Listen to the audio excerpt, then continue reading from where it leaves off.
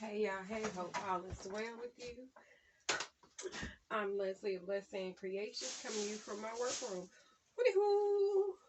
Alright, so you're going to see me throw stuff in different directions. When I shouldn't be throwing nothing, but I do because I need to put stuff out of my way.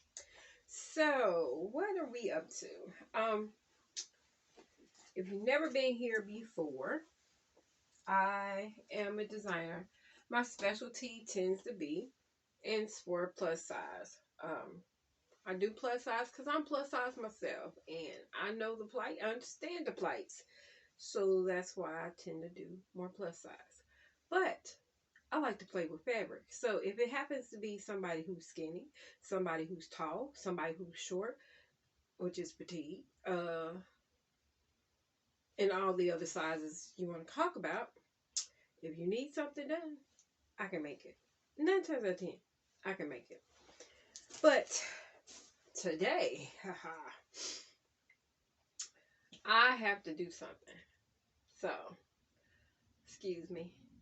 Lips a little dry. What has to happen is, okay.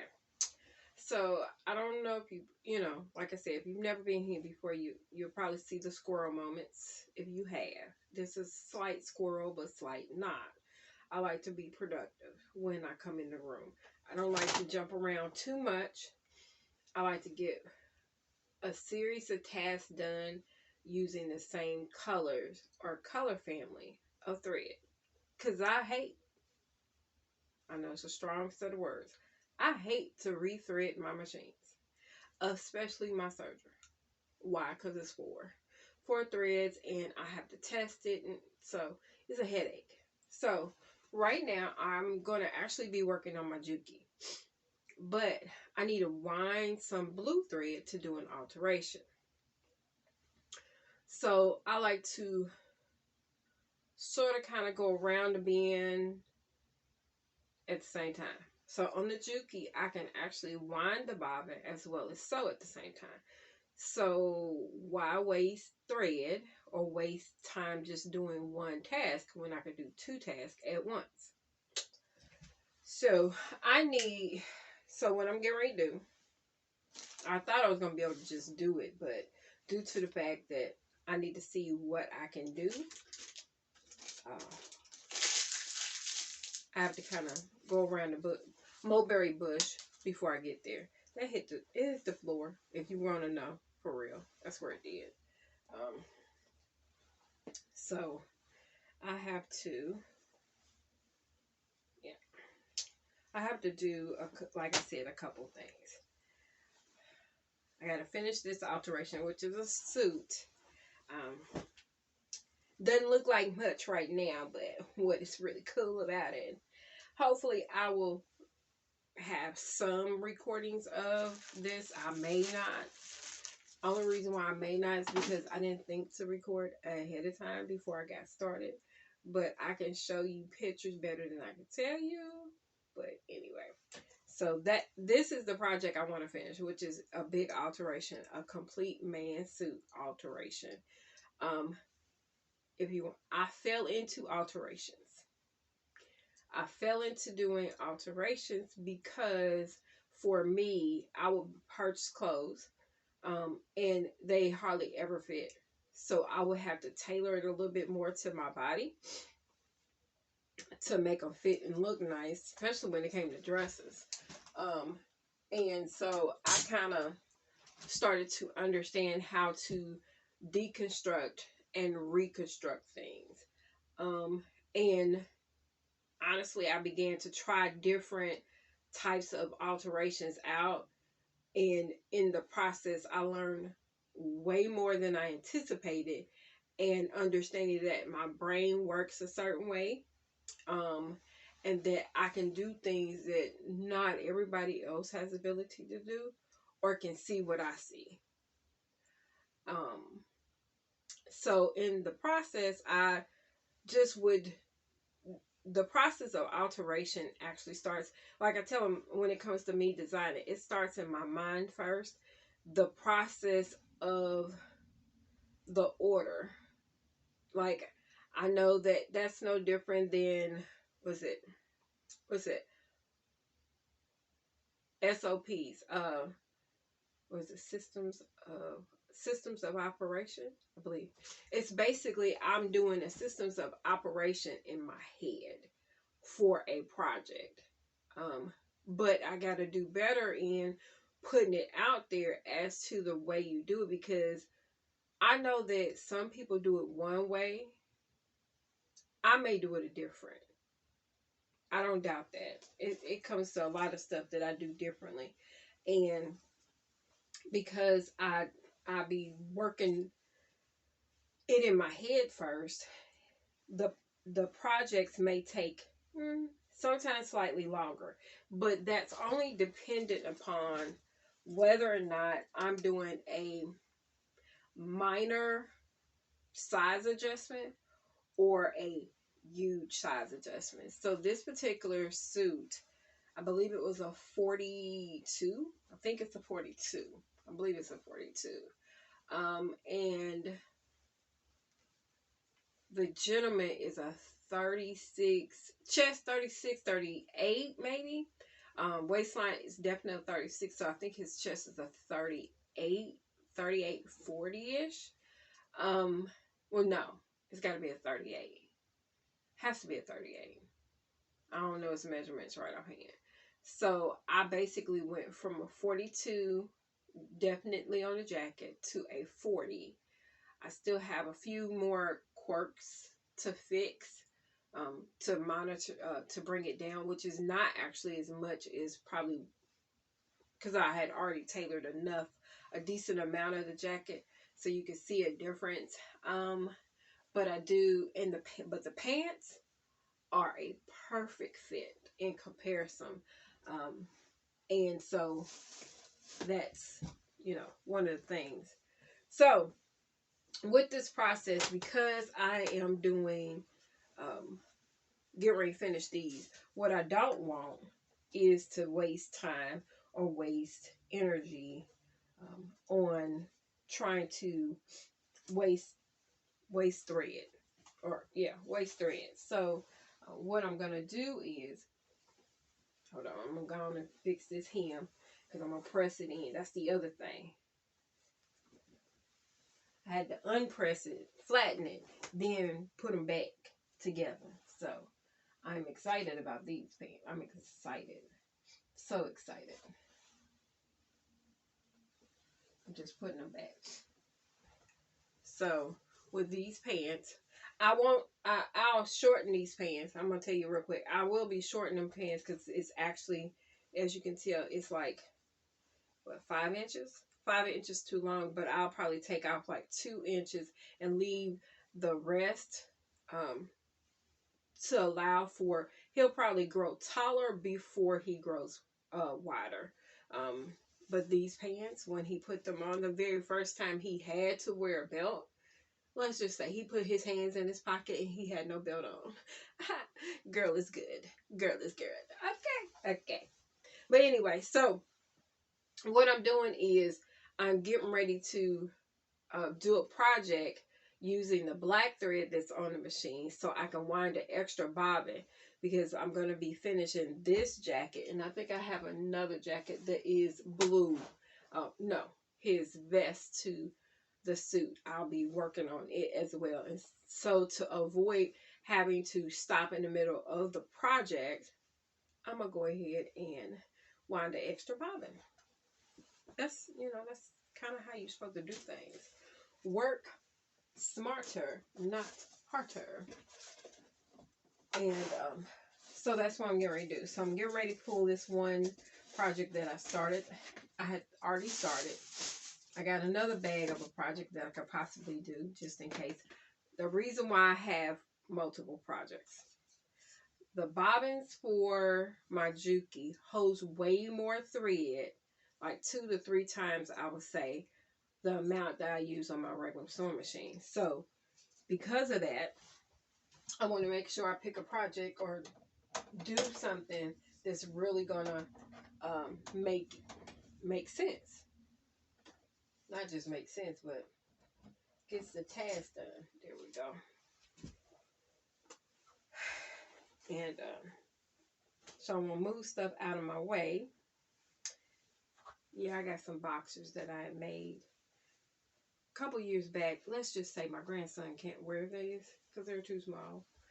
Because at the time I found out when I made them, he didn't do cotton. Yeah. I'll probably finish them off and give them to somebody or whatever. Little kid, something. It won't go to waste. Usually my stuff doesn't.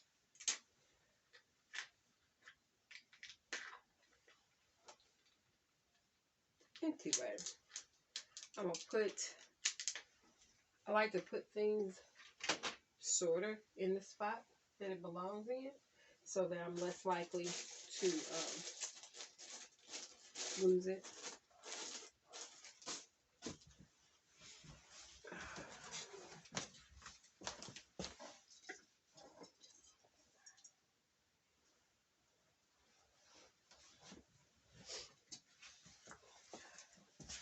All right.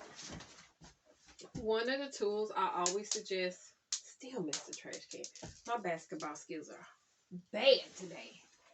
Bad. Okay. So what I'm going to do is try to finish this project. I stopped working on it once I realized I had started filming it. I filmed me cutting it, so I will probably attach it to the end of this or somewhere in here. You'll see it, I think, if I got all of it. Anyway, I started cutting this project. It is a top with a peplum. Gotta turn it on. And I am going to do some modifications to it.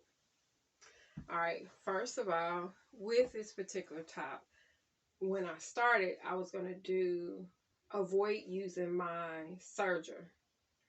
I may have to use the serger a little bit in one particular spot that I know I'm going to do it.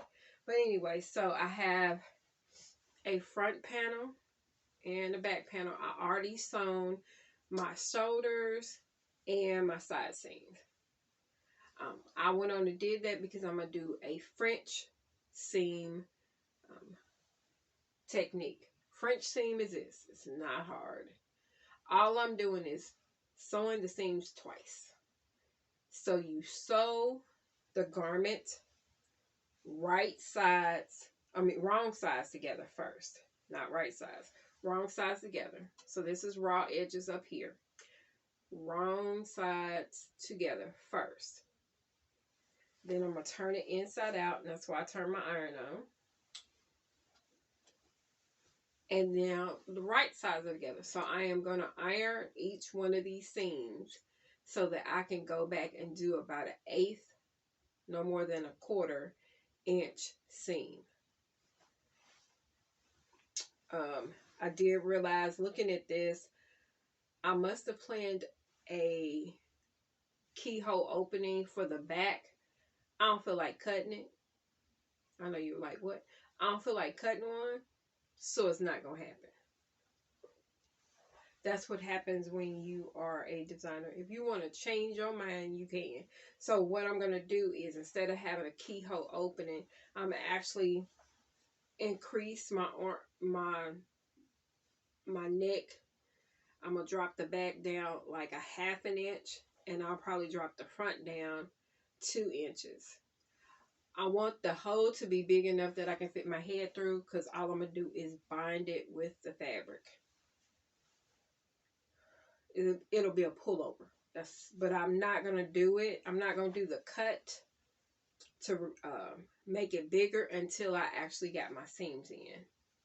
I'm doing that intentional because if I cut it prior, because it was a last minute decision, I can't adjust enough, or I may adjust it too far, or make the hole too big, or make the hole too small.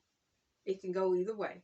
If I do it before I sew my shoulder seams into place, the final seam. I have a seam in there, but the final seam. So I'm turning my iron on because I want to make sure these seams are completely flat when I get ready to sew it. So that part is done. Then I have my sleeves. They are ready. I did extend this. So there is a seam going right here. What I will probably do, because, you know, I may change my mind because I am good for that. What I'm probably going to do is run a piece of elastic right across here, just a eighth of an inch, something like an eighth of an inch, no more than a quarter of an inch elastic along this seam, and that'll give a cinch here. But I'm thinking I'm gonna do a cinch here and a cinch at the hemline, which will do two things. Instead of being a more floppy sleeve, which is fine, it's still fine, but it'll pull it in more, and I think it'll look better because I'm gonna have a seam here and elastic here and elastic here, which is cool. It'll be cute. It'll be something different. I like this pattern. I wish I had the original piece so you could really see it before I cut it, but I think I only had but so much of this. I don't know. But I can tell you that the direction of the fabric is not the direction you think it should be. The direction of the fabric originally went like this. I think it went like this. And it was double bordered. So this border was the same on the opposite side. So I changed the direction of the fabric so that it went down like this. I also mimicked that same thing. Yeah, you can kind of see, because this is an actual salvage edge. That's how you know that this was the outer part. And this is where design comes in, whereas you are figuring out the best way to lay out your fabrics, but also you have to know which fabrics you can get away with turning it. And some fabrics and design, when it comes to design, it is not I don't know the word. It's not straightforward. It is not, there's rules you need to apply for a lot of different things, but sometimes you can actually fudge or, do something different that it says you can't do, but as long as you know enough of the technical techniques, you can get away with it. Do I get away with stuff that I probably shouldn't get away with? Yeah. If there was somebody who's technical or who has gone to school and did it a certain way, they will probably say some of the stuff that I've done you can't do. But if it works, what do you mean I can't do it? Why not? If it works. Everybody learns how to sew differently. Everybody learns techniques and understanding differently. But there are certain staples I don't change from because it makes a difference. One thing I will tell everybody, always have you an iron. No matter what you do. If you don't want your home sewing clothes to look homemade, have an iron. It will make your life so much better. I've done it. I've tried to do different projects without having my iron. I cry. Like this iron I have right here. It's a Panasonic. I did get it from Amazon. Not happy with it. I'll tell you why right here, right now. The iron itself, I'm happy with. But because when I got it, I believe what happened was somebody, let me see where my button is. Somebody, when they got it, they must have had, I forgot how to take it apart. They did not, when I got it, I did not pay attention to the fact that I believe it was a used unit they sent me. And the used unit was damaged. I believe a person got it, and this housing right here, because this is just a plastic housing, it's not metal, it's a plastic housing. I believe the plastic housing was actually deteriorated or something because it was leaking. Like the first week I got it, but I think I was so excited to have it. I really said, it'll be okay. I'll make it through. I'll make it work. Let's just say that didn't happen. And so in the process, it just does not, I can't put water in it. It still works, but I can't put water in it. So that means trusty dollar store bottle, Dollar Tree, got a spray bottle, put some water in it, and I usually use, which is probably back over here, this is one piece I may use, and I have another piece. I usually use a piece of cotton or something that does a natural fiber or something when it comes to ironing, when I really need to press something, and I'll just spray it, and I'll iron it. It's okay. It still works. So, but having an iron is important. It's very important. So what I'm going to do is a couple things. Ooh, I didn't talk so much. I'm tired. I don't know if y'all tired, but I'm tired. I get like this. I need to basically press a couple of places. So this is going to be my peplum of the garment. This is the part that end up being serged. It'll end up being serged because I'm going to end up putting a piece of elastic right there anyway. So I'm not going to do the encasing. I don't want to add the bulk, especially since this piece, which is the bottom, is much wider than this. So I'm going to have to gather first. I'm going to have to gather this. Then, after I have gathered, I will attach it to here. And then I'm going to add elastic, because I want it to be really full. That's intentional. Especially since my shape, I am considered a pear shape. Yeah, pear shape. And because I have such a difference within my waistline to my hip line, if I add gathers in my top, excuse me, gathers at the baseline right here, what'll happen is, instead of the where you sometimes get something kind of stuck or sitting up here, or maybe you can't pull it all the way down, this allows the top to lay all the way down, all the way around my body, and it looks nice, because this is, you know, a classy top. I'm gonna look classy in it, because Leslie's on the journey of what she's got to do, got to redo her wardrobe. That's what she got to do, because she don't have as much as she thought she did.